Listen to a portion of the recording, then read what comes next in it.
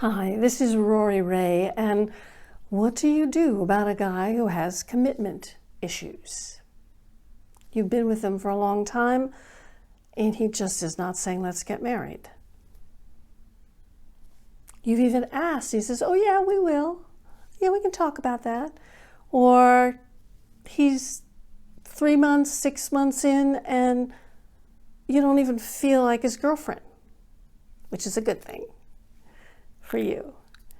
All right, so let's get down to the nitty-gritty. And by the way, there is an article linked here in the information part before the video, below the video, and it's got a whole bunch of stuff. So I'm just gonna break through and talk about some of the core of it right here. See if I can give you a tool to help you. Commitment issues could be, I'm just afraid of getting married. Commitment issues could be, well, I don't have to marry you in order to keep you. Commitment issues could be, I'm really happy just the way it is with you. Can't we just feel free? I'm afraid I'll feel trapped. I'll feel terrible and all kinds of things when we get married. It'll get worse. Commitment issues are really not the thing here. The thing is he falling in love with you? So how do you get a man with commitment issues to fall in love with you? All right, he falls in love with you for lots of reasons. One, you're the right person for him, and he is the right person for you. Let's not forget that. Let's stop focusing on him, putting him on a pedestal, like, am I right for him? No. Is he right for you? Is he going to give you everything you want in your life? Is he going to give you love, affection, attention, great sex, a feeling of future, a family if that's what you want? Is he going to do for you and be for you and give you what you want? Is he going to put the real form to that want? Or is he some guy that you just have an attraction to and so you want to turn him into that guy? That is what we mostly do. And I did that over and over and over again. I'm great at that.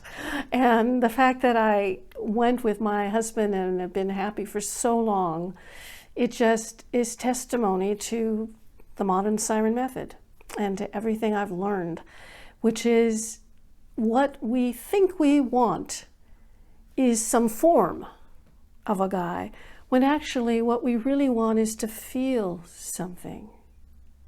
I want to feel loved and got and heard and not lonely. And then the guy who gives me that is the guy for me. It's very tricky to talk yourself into that because it's not a mind thing.